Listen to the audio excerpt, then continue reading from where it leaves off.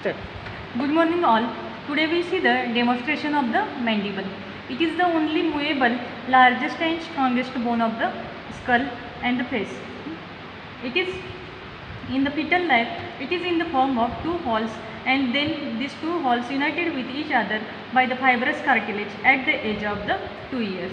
The condylar process of the mandible articulates with the temporal fossa of the mandible to form the synovial temporomandibular joint.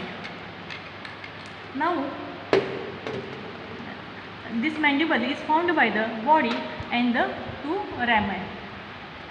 Body, external surface, internal surface, and two borders, upper or alveolar border, lower border of the mandible. First we see the external surface of the mandible. In the external surface of the mandible, anterior end of that forms the symphysis menti, that is triangular projection is nothing but the symphysis menti. At the end of the triangles there are two tubercles. That tubercles is known as the mental tubercle, and the symphysis menti is depressed at the center. Then external surface of the mandible is pierced by one foramina, that is nothing but the mental foramina. It lies in between the alveolar border and lower border of the mandible. Another one feature of the mandible is nothing but the oblique line of the mandible. It starts from the mental tubercle, goes upward, backward, and continues with the anterior border of the mandible. Typical feature of that on this oblique line, anteriorly one muscle get originated and inserted on the lower lip, that is nothing but the depressor labii inferior. Then second muscle that originated from this oblique line is nothing but the depressor anguli oris, and third muscle originated from the oblique line is nothing but the buccinator. These are the three muscles, that is depressor labii inferioris, depressor anguli oris, and buccinator. These three muscles originated from the oblique line. Another one feature of the external surface is the incisive fossa. It is incisive fossa present below the incisor teeth. That is one depression is present below the incisor is nothing but the incisive fossa, and one muscle originated from that incisive fossa is nothing but the mentalis muscle originated from the incisive fossa. These all are the features of the external surface of the mandible. Now we see the internal surface of the mandible. On the internal surface of the mandible there are two pairs of the genial tubercles. Two pairs of the genial tubercles are present, that is upper genial tubercle and the lower genial tubercle. Upper genial tubercle is present above and tongue is above. So on the upper genial tubercle two muscle originated, that is nothing but the genioglossus, and lower genial tubercle two muscle originated, that is nothing but the geniohyoid muscle. From the mental tubercle another one line goes upwards and backwards, that is nothing but the mylohyoid line, and that mylohyoid line divides the internal surface of the body of the mandible into two fossa. Upper one is nothing but the sublingual fossa, and below one is nothing but the submandibular fossa. And sublingual fossa, sublingual gland is present. In submandibular fossa, superficial part of the submandibular gland is present. On the mylohyoid line, origin of the mylohyoid muscle takes place. Behind the origin of the mylohyoid, another one muscle of the pharynx take origin, that is nothing but the superior constrictor muscle of the pharynx. And behind the third molar another one raphe is present, that is nothing but the pterygomandibular raphe. So pterygomandibular raphe intervenes between the superior constrictor muscle of the pharynx and the buccinator. Then behind this mylohyoid muscle, one groove is present. That groove is nothing but the mylohyoid groove, and structure passing through that groove is nothing but the mylohyoid vessels and the nerves. Then we go towards the upper border, that is the alveolar border. It gives the sockets to the respective tooth. Then lower border or base of the mandible, it is anteriorly, it is depressed that and forms the fossa, that is nothing but the digastric fossa, and from that fossa to anterior belly of digastric is originate. And then this lower border continues with the lower border of the ramus of the mandible. Another important nerve, before reaching to the tongue, lingual nerve comes in contact with the internal surface of the body of the mandible. We revise the external surface of the body of the mandible. That is, this one is the oblique line. First muscle on the oblique line is depressor labii inferior. Second muscle is nothing but the origin of the depressor anguli oris, and third muscle is nothing but the buccinator. And behind the third molar, that is nothing but the pterygomandibular raphe. This is nothing but the incisive fossa below the incisor and give origin to the mentalis. And behind this is nothing but the mental foramina, and structure passing through the mental foramina is nothing but the mental nerves and vessels. This is the lower border of the mandible. It gives origin to the origin or platysma is attached above and below, that is deep layer of the investing layer of deep cervical fascia is attached, deep and superficial layer. Now we revise the internal surface of the body of the mandible. Here anteriorly of the inferior surface, there are two pairs of genyl tubercle give origin to the genioglossus. Two pairs of the genyl tubercle below give origin to the geniohyoid muscle. This is nothing but the mylohyoid line gives origin to the mylohyoid muscle. Behind there is origin of the superior constrictor muscle, and behind the third molar there is the pterygomandibular raphe. So pterygomandibular raphe intervenes between the superior constrictor muscle of the pharynx and the buccinator. And before going towards the tongue, lingual nerve comes in contact with the internal surface of the body of the mandible. And this is the lower border of the mandible. Here investing layer of the deep cervical fascia, superficial and deep layer, one attached to the this mylohyoid nerve, and one attached to the that is inferior border of the mandible, and it encloses the submandibular gland. And a lower border also one feature, that is digastric fossa is present, and there is origin of the anterior belly of the digastric muscle. And beneath the fossa of the submandibular gland and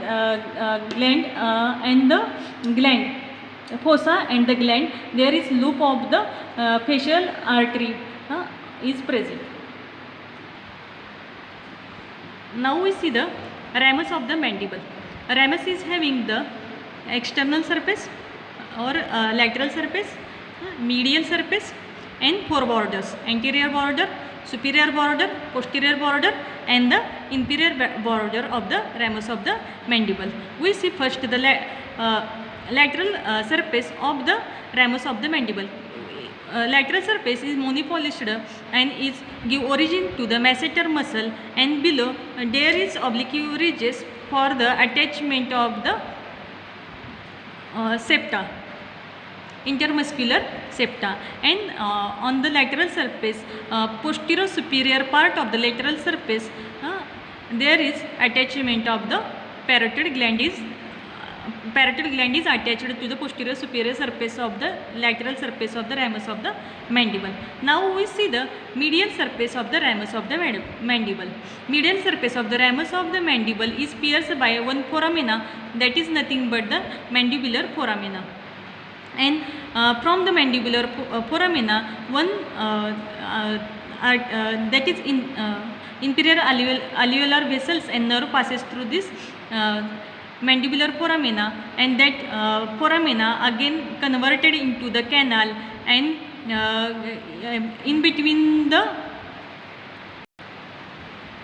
this mandibular foramina directed downwards forward and converted into the canal, and at the interval between the second and third premolar, it divides into two, that is one is incisive canal and another one is come out through the external surface, that is nothing but the mental foramina. Mental nerves and vessels come out to this foramina, and incisive nerve passes through the incisor and canine. Then already we see the myloid groove, which gives where myloid nerves and vessels are present. And anterior part of the foramina, one projection is there, is nothing but the lingula. Here spinomandibular ligament is attached. Then posterior superior part of the mandibular foramina, one artery is there, nothing but the maxillary artery, attachment of the maxillary artery. Then we go towards the borders of the ramus of the mandible. First we see the anterior border of the mandible. Anterior border of the mandible continues with the anterior border of the coronoid process, and it gives attachment to the temporalis muscle.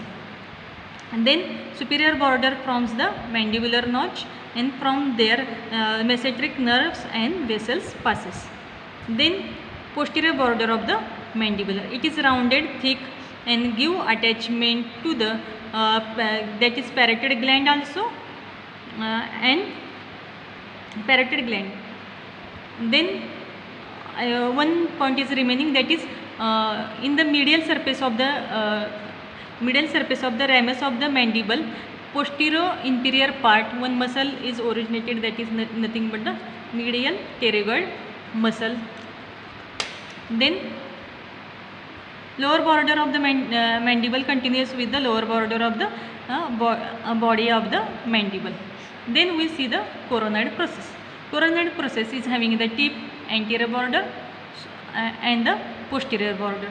And the tip, anterior border and the superior border give attachment to the temporalis muscle. And then condyle of the mandible. Condyle articulate, which is convex all around, and elliptical transversely articulate with the temporal condylar fossa of the temporal bone, and from the synovial temporomandibular joint. Then constricted part below the condyle of the mandible, it is nothing but the neck of the mandible, and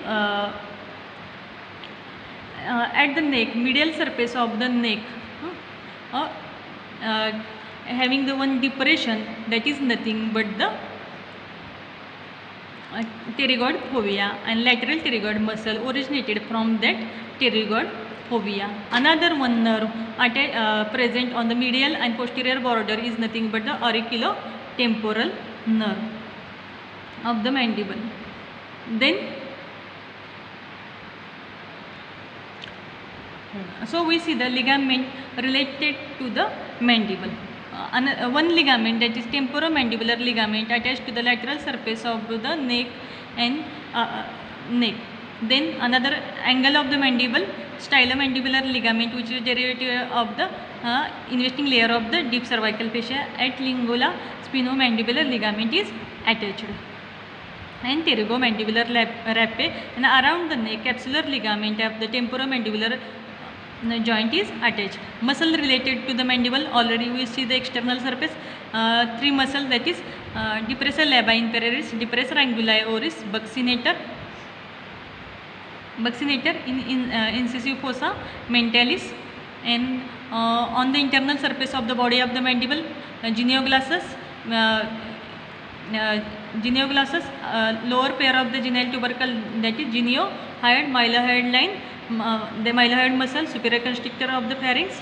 Then on the digastric fossa, anterior belly of the digastric, and muscles of mastication, that is tip, anterior border, and medial surface, that is temporalis. Then lateral surface of the ramus, masseter, posterior inferior surface of the medial surface of the ramus of the mandible is medial pterygoid muscle, and pterygoid fossa, lateral pterygoid. These muscles are related with mandible. Nerves related to the mandible: inferior alveolar nerve in the mandibular foramina, mesenteric nerves and vessels in the mesenteric nerves and vessels on the mandibular notch, mylohyoid nerves and vessels in mylohyoid groove. Then auriculotemporal nerve, here lingual nerve, and here mental nerves and vessels. These nerves and vessels related with the mandible. Now we see the age related with the age changes according to the mandible. See here, this is the fetal mandible. Coronary process is at the higher level than the condylar process.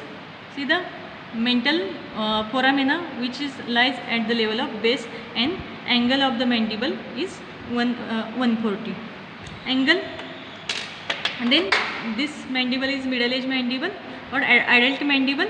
Condylar process is higher level than the coronary process. Mental foramina is present in between the alveolar border and the base of the mandible, and angle is 110 to 115. Then this is old age mandible. This here alveolar process is absorbed.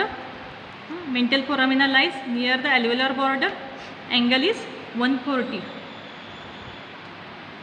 See here, this one is the fetus mandible, adult mandible, and old age mandible. Mental foramina is at level of the base. Here near the base of the mandible, mental foramina lies between the alveolar border and the base, and in the old age mental foramina lies near the alveolar border of the mandible. Here coronary process lies at higher level. Here coronary process lies lower than the condylar process. Here also same, angle is 140, 110 to 115 adult, and in old age also 140. And due to the absorption of the alveolar process, shape of the